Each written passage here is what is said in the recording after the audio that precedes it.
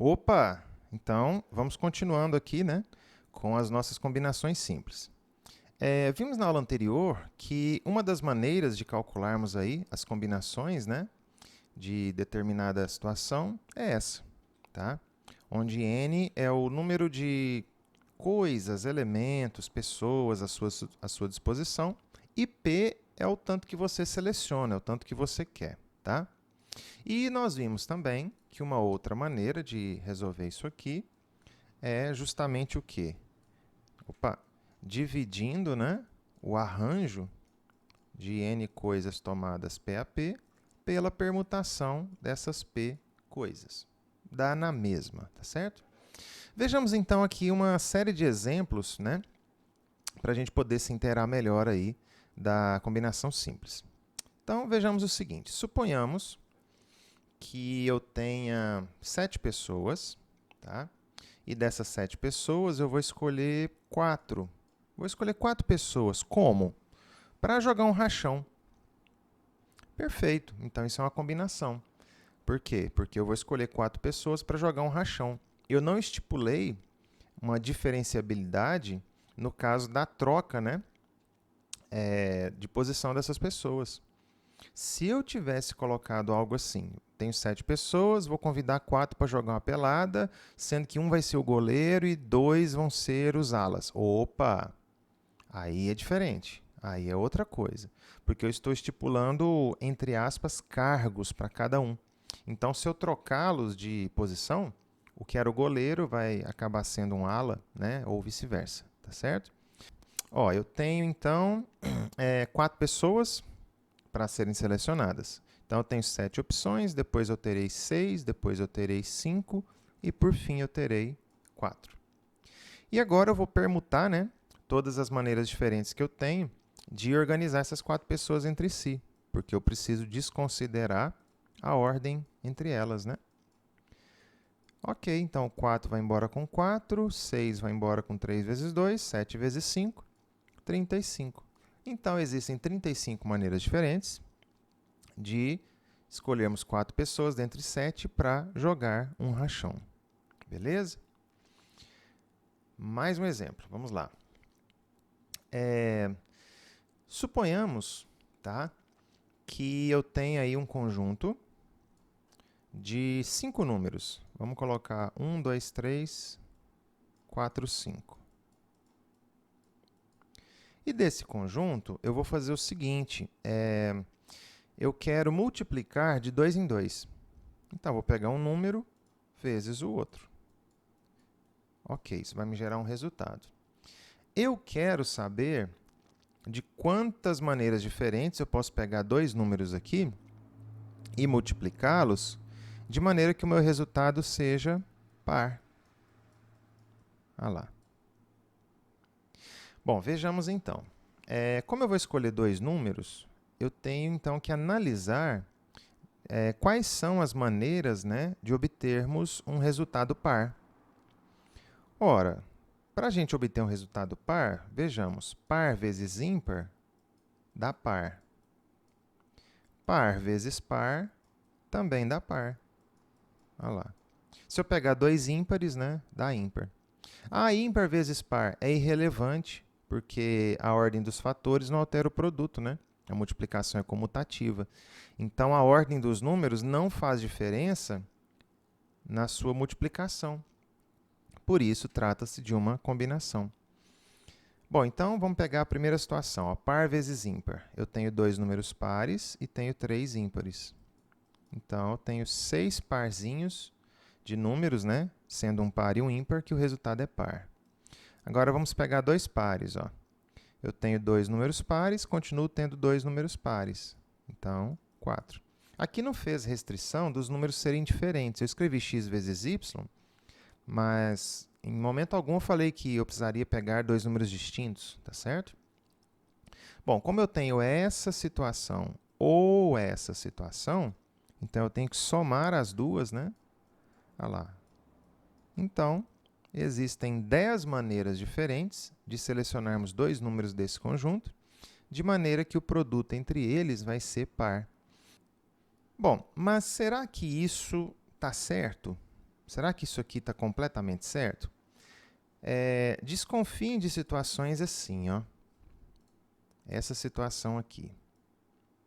Tá vendo que nós temos dois elementos com a mesma propriedade? Ó, ambos são pares. Isso aqui pode gerar erros, pode gerar problema para você. Aqui nós temos um par e um ímpar. Então, quando você troca a ordem deles, fica ímpar e par. Porque um ímpar ele é sempre diferente de um par. Então, quando a gente troca a ordem para contar, se você tem 3 vezes 2, está certo que o resultado é igual a 2 vezes 3. Mas olha o layout. É 3 com 2 e 2 com 3. Aonde eu quero chegar?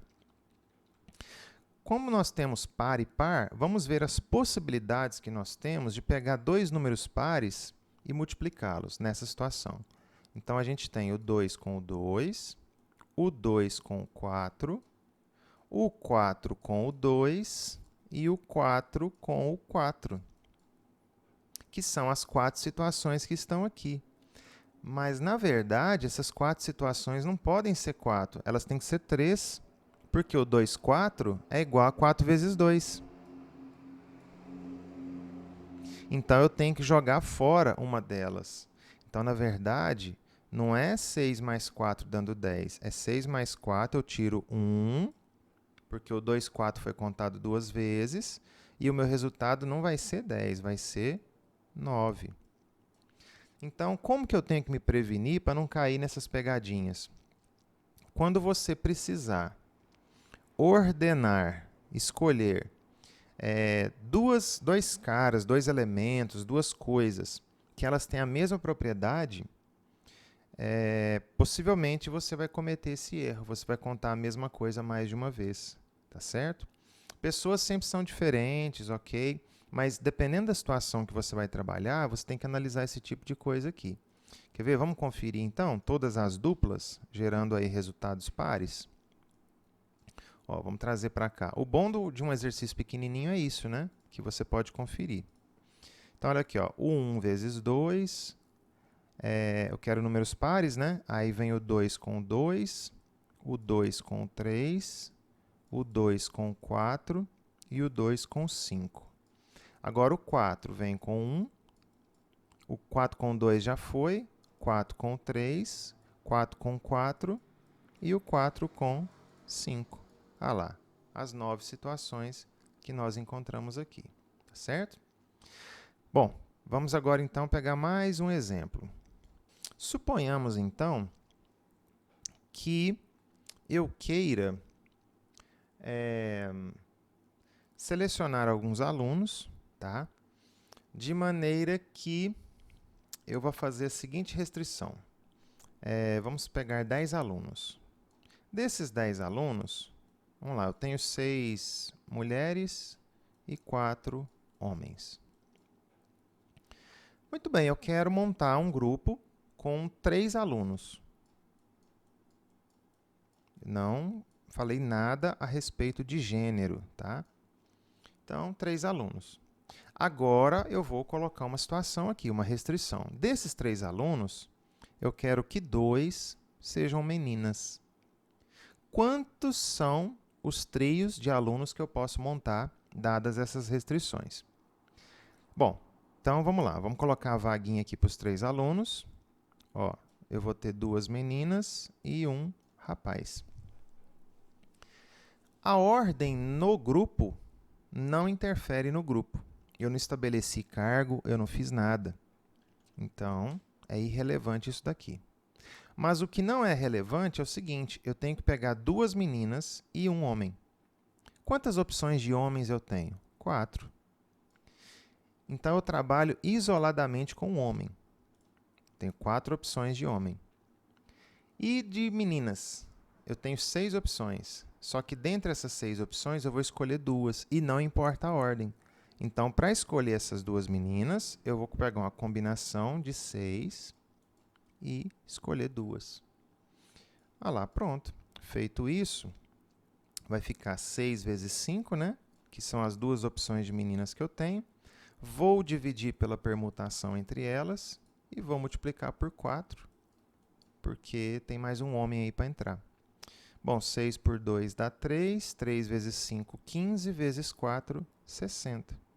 Então, existem 60 maneiras diferentes de escolhermos 3 alunos, dentre esses 10, onde 6 são meninas, de maneira que no trio eu quero exatamente 2 meninas. Tá?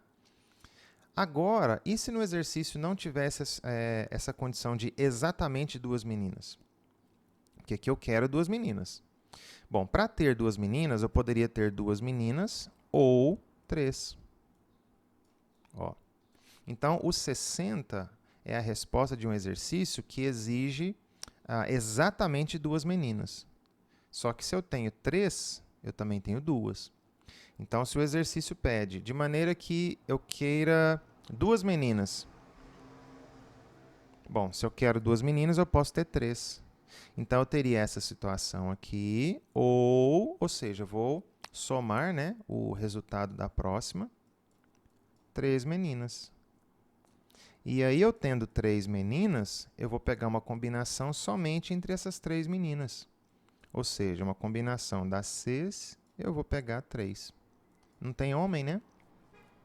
Então, em cima eu teria o arranjo entre elas, né, dividido pela permutação. 3 meninas eu permuto de maneira 3 fatorial. E 6 dividido por 3 vezes 2, 5 vezes 4 dá 20. Ou seja, ó, o meu resultado agora passou a ser 80. Então, existem 80 maneiras diferentes de montarmos um trio, tendo pelo menos 2 meninas. Tá? Então, ter exatamente 2 meninas, 60. Ter 2 meninas, 80. Cuidado, porque muita gente erra com isso, tá? Vamos fazer mais um exemplo desse aqui, só que agora eu vou colocar um número maior para estabelecer aqui algumas situações. Vamos supor, então, que eu continue tendo 10 alunos. Desses 10 alunos, eu quero escolher 4 para fazer uma viagem. Então, agora eu vou colocar umas condições. Só que é o seguinte, eu quero fazer uma viagem com 4 alunos e eu quero uma viagem, sim, muito bem organizada. Não quero briga, não quero discussão. Dentre esses 10 alunos aqui, tem uma menina, a Andrea. Ela digamos assim, ela não gosta de jeito nenhum de um cara lá. Sei lá, ex-namorado dela, né? Então, ela não suporta de jeito nenhum, vamos colocar aqui um X, ó, o Bruno, porque era o ex dela. Então, se o Bruno for na viagem, juntamente com ela, essa viagem dá problema. Muito bem, então de quantas maneiras diferentes eu posso organizar essa viagem de maneira que eu não tenha problemas? Bom, sendo assim, vamos pensar, isso aqui é uma combinação por quê? A ordem dos alunos na minha viagem não faz diferença nenhuma. O que faz diferença é quem vai estar na minha viagem. Como eu quero grupos que não dão problema, eu vou então enumerar esses grupos que não dão problema.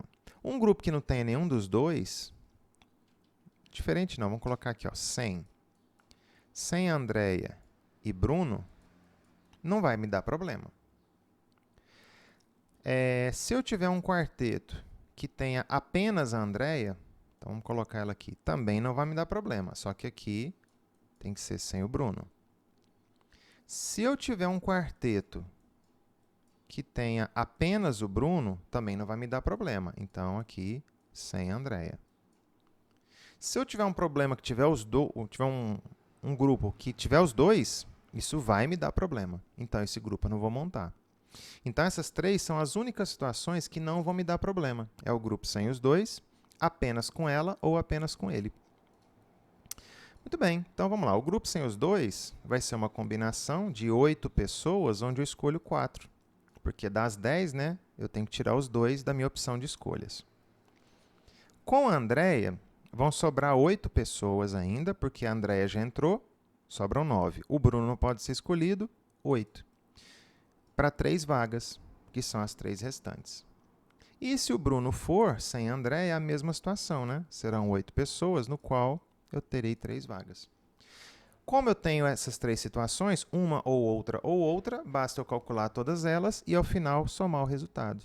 Então, olha aqui, combinação 8, 4A4, mais duas combinações de 8, 3A3, porque dá o mesmo resultado, independente se tiver André ou Bruno. Então, vamos lá, ó. 8, 4A4, então é 8, 7, 6, 5. Vocês já perceberam o seguinte, né? 8, 4A4, então tem 4 números em cima, 4 embaixo. E os 4 embaixo sempre vai ser uma permutação, 4, 3, 2, 1. Mais, agora aqui vai ser o dobro de combinação 8, 3A3. Então, em cima tem que ter 3 números, ó, 8, 7, 6. E embaixo a permutação, 3, 2, 1. Simplificando tudo, ó, 4 vezes 2 dá 8, 6 por 3 dá 2, 3 vezes 2 dá 6. Ó, 7 vezes 5, 35 vezes 2, 70. Na outra, 8 vezes 7, 56. 56 vezes 2, 112. Isso me dá um total de 182 quartetos possíveis sem ter confusão. Tem uma outra maneira de fazer. Bem interessante também. Eu poderia diretamente montar um quarteto que me dá problema. Aí eu tiro ele do total. Como assim? Ó? Vamos trazer isso aqui para cá. Ó. Onde eu tenho espaço aqui? Aqui embaixo. Aqui embaixo eu tenho espaço. Então, tá lá. Ó. Tenho 10 alunos, vou escolher 4 e a Andréia não pode ir junto com o Bruno. Então, eu vou fazer o seguinte. De maneira genérica, das 10 pessoas, eu escolho 4. Né? Posso escolher aleatoriamente. Então, é 10, 9, 8, 7. E embaixo, 4, 3, 2, 1. Bom, 4 vezes 2 é 8. 9 por 3 é 3. Ó. 21 vezes 10, 210. Desses 210, tem quartetos que me dão problema. Quais são esses quartetos? Aqueles que têm a Andréia e o Bruno. Então, eu vou montar os grupos que me dão problema. Ou seja, uma combinação de 8 pessoas para 2 vagas. Ó. Porque a Andréia e o Bruno já estão, então sobra 8 das 10. Combinação 8, 2A2 fica 8 vezes 7 dividido por 2 vezes 1. Aqui eu simplifico 8 por 2, que dá 4. 4 vezes 7, 28. Então, basta fazer o quê? 210 menos 28. 210 menos 28, ó, 182.